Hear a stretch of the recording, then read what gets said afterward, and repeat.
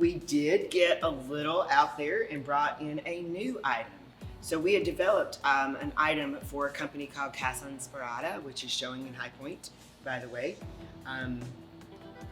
They come to us and they wanted a knurled piece of hardware that was oversized, concave shape, kind of easier sounding than it actually is to manufacture. It didn't work out on their case group, but I always liked the piece. This was about 2 years ago and I kept saying, guys, there's something with this. This piece is concave and knurled. So this has got the perfect knurling for the amount of curve that we have. Guys, a lot of thought has to go into that process. It's great to say, ooh, I'd like a piece of hardware that's curved, that's knurled, but when you actually go to manufacture and engineer that, it can become quite a task.